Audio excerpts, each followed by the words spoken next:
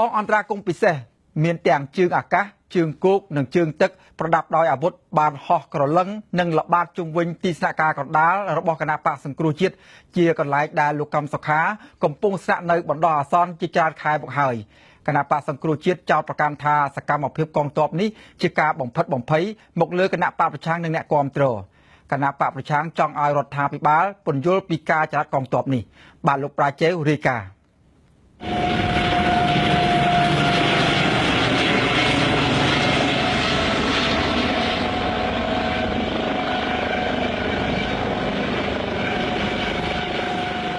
បាទនៅថ្ងៃនេះឃើញថា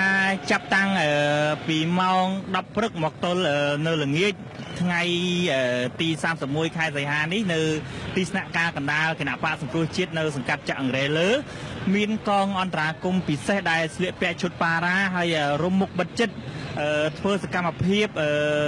ល្បាតជិះឆ្វែលអាដាមភេកចៈនៅខាងលើហើយនៅខាងក្រោយទីស្នាក់ការគឺមានអូបហើយឯនៅមុខទីស្នាក់ការឃើញមានឡានល្បាតជាក្បួនជិះទៅវិញទៅមកនៅមុខទីស្នាក់ការគណៈបកសង្គ្រោះជាតិសកម្មភាពល្បាតរបស់កងអន្តរាគមន៍ពិសេស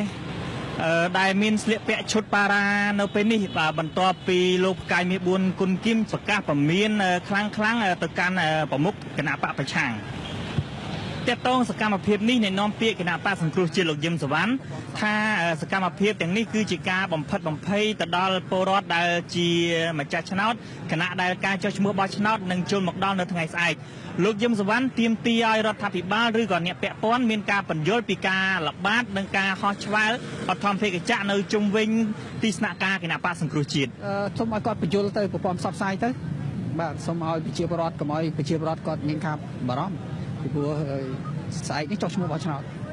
ហើយដូច្នេះយើងត្រូវបង្កបរិយាកាសនោះឲ្យកុំឲ្យមានភាពអាប់អួរហើយយើងអញ្ចឹងបើសិនជាគាត់មានគោលបំណងអីអានោះសូមឲ្យគាត់ប្រកាស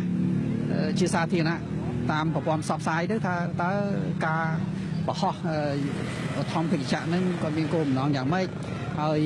ការដែលបើកកណូតបើកអីឆ្វេងឆ្វាចនៅពីក្រោយទីស្នាក់ការគណៈបកសង្គ្រោះជាតិហ្នឹងមានដាក់ទាំងកភ្លើងមានទាំងមេធាវីហ្នឹងតើមានគោលបំណងយ៉ាងម៉េចអាហ្នឹងសូមឲ្យគាត់បញ្ជាក់ប្រាប់ប្រព័ន្ធផ្សព្វផ្សាយទៅកុំឲ្យនាំគ្នាងឿងឆ្ងល់ទាំងអស់គ្នាខ្ញុំក៏មិនដឹងគេក៏មិនដឹងប្រជាពលរដ្ឋក៏មិនដឹងវាធ្វើឲ្យមានការប៉ះអារម្មណ៍ទៅដល់ប្រជាពលរដ្ឋបាទនៅពេលដែលខាងអធម្មភេកចៈធ្វើហោះឆ្វែលទៅវិញទៅមកនៅលើដំបូលទីស្នាក់ការគណៈបកសង្គ្រោះជាតិតាំងពីពេលព្រឹករហូតមកដល់ពេលល្ងាចហើយនៅពេលដែលមានភ្លៀងធ្លាក់គឺมันមានអធម្មភេកចៈហ្នឹងធ្វើការហោះឆ្វែលទៀតទេជំនួសមកវិញដោយក្បួនឡានមាន